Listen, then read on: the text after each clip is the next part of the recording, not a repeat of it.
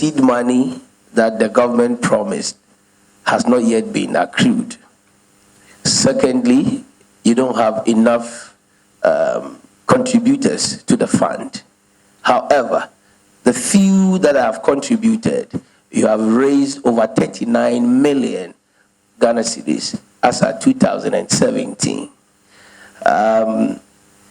This money, as at 2018, from the projects, infrastructure projects that you have done, you've talked about renovation and commissioning of the Kintampo waterfalls, the construction of the canopy walk, the coal paragliding takeoff site, the rehabilitation and expansion of Accra Tourist Information Center, creation of information desks at the Kotoka International Airport, National Tour Guides Association training, and Ghana Tourism Investment Forum.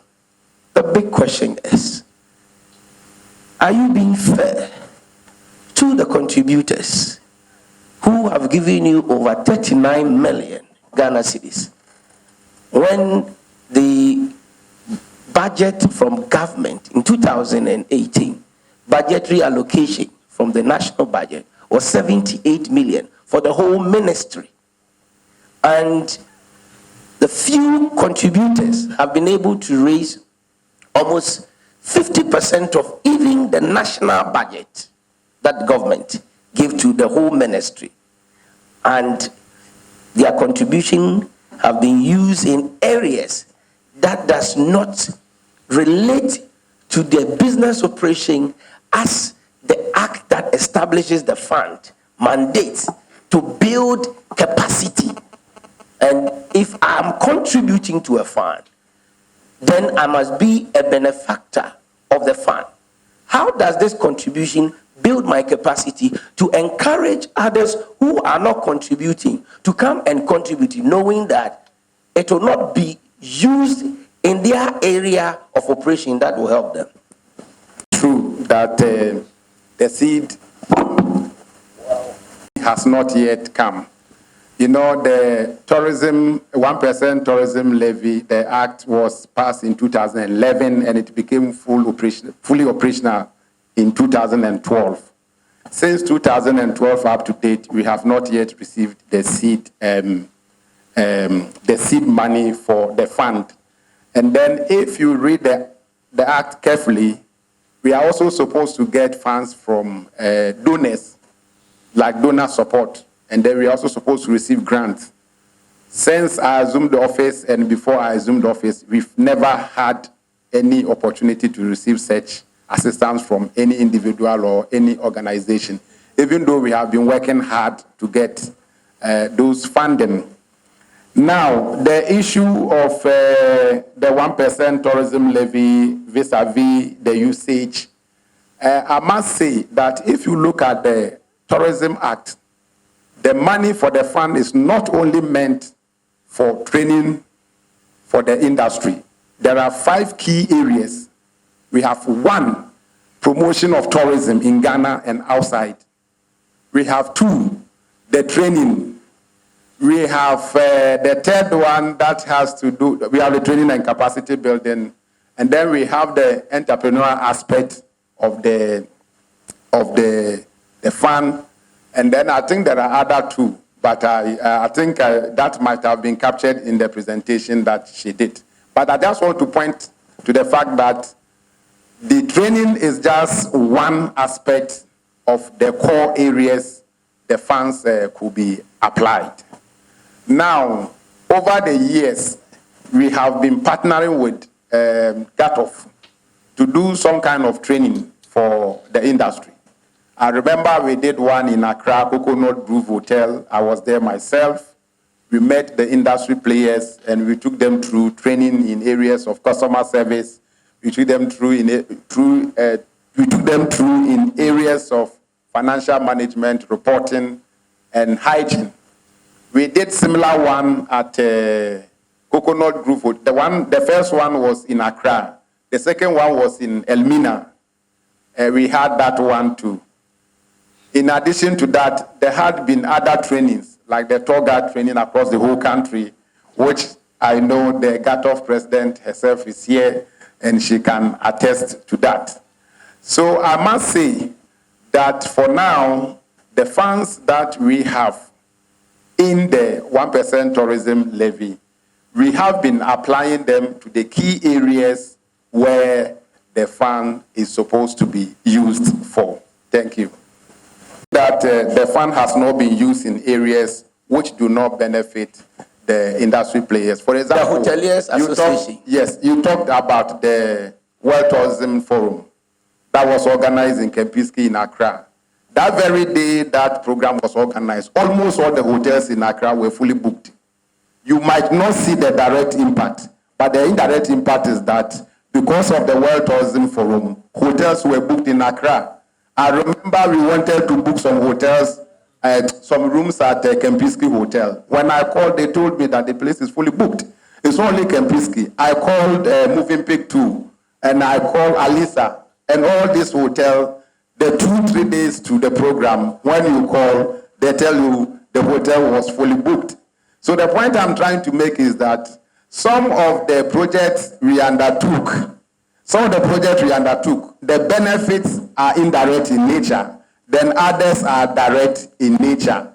But notwithstanding all this, we are still working hard with the Ghana, the GATOF, to make sure that whatever training we are supposed to add to whatever we are doing now, we can partner with them, sit down, agree with them, and they roll them out. Already we have an ongoing program, training program, which the authority is doing with the GATOF. Thank you. Life too easy for the fund manager, far too easy for him. Because he is a very good man, he's a very hardworking man, he has a very clear brief. And that brief contains a number of activities which relate to the monitoring of the fund in order to ensure that as many people as are mandated to pay the levy that they should. But I think we are coming at this from totally the wrong way round, because the TDF is not the only challenge. First of all, let's just look at some elements of this Tourism Development Fund. The fact is that not all those who should be paying are paying. That is a fact, and that has been the case for the 7 years of the fund's existence. I was at the venue in Mankasim in 2012 when the then minister, Danswa, yes, launched the scheme. We were somehow skeptical as hoteliers and investors about this initiative, but we adopted it and undertook to ensure that we did what we should do.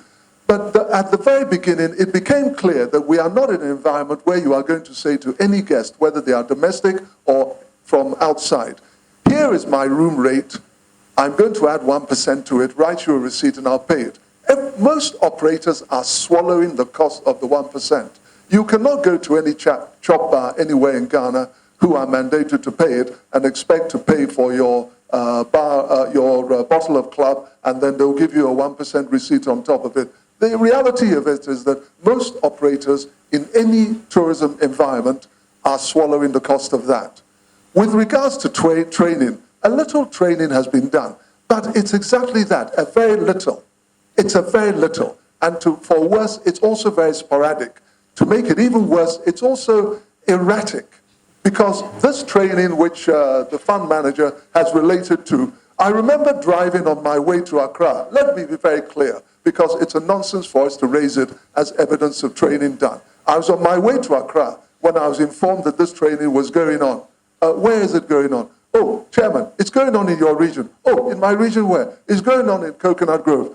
Quick, I phoned Mr. Minter. Mr. Minter, Coconut Grove, I hear that the fund are running training program for hoteliers. Do you know anything about it? Mr. Iden, I'm the general manager. I don't know anything about it. So please, we should not use that as evidence of training we've delivered. And at the end of the day, there are regions and hotels and hospitality enterprises everywhere in Ghana. What we need is a proper program of training. And the right people to put a proper program of training are not the fund administration team. They are the operators and those who are qualified and authorized to deliver and produce and create training programs. We desperately need that. But before the mic is wrenched from my hands, I want to say this. There is a question which is very important for all of us. Are we on track to realize the vision for tourism development in Ghana? This question. Are we on track to realize the vision for tourism that we need in Ghana, that we are capable of in Ghana? Because it seems to me that we are just not on track. So before we start worrying ourselves about the 1%, we should be worrying ourselves about the bigger issue, which is this 950,000 or 984,000 arrival. It's peanuts. And worse, if you analyze it, and actually we don't even have data to analyze it correctly, you'll see that we didn't actually have 950,000 tourism arrivals. Half of that number are business people coming to conferences in Accra. Another 25% will be NGOs and volunteers coming to do whatever they're doing, clean schools, clean gutters and toilets, paint school buildings for us. If we are lucky, it may be 25% who are visitors and tourism. Let us face ourselves with the truth, because we are together here. There are no outsiders listening in. The reality of it is, when we analyze these numbers, we have very few visitors. And that number should be far greater, because definitely we have the capacity to generate a lot of income and a lot of national growth from it. But to do that, look at our attractions. Madam Bella has talked about our sanitation environment. It's a disgrace. It is a disgrace. Our infrastructure too is a disgrace. And then you lead to the issue of our hotel rates. Whether it's budget hotels, 1-star, 2-star, 3-star, 4-star, 5-star, the rates are too high. The rates are high for a reason. It's not because of greedy operators. The cost of operations in Ghana is punitive. I have had the privilege and the pleasure of working in some 8 countries, and actually of putting up facilities in at least 8 countries: US, France, UK, Ireland, Scotland, Denmark, and so on. And what I have learned from that is that it's far more expensive to put up facilities and maintain them in Ghana than in any of those jurisdictions. And the reasons for that are many and varied. The reasons for that: the cost of inputs, the lack of locally produced alternatives, the cost of artisans to maintain your facilities. Wow, Ayasamu.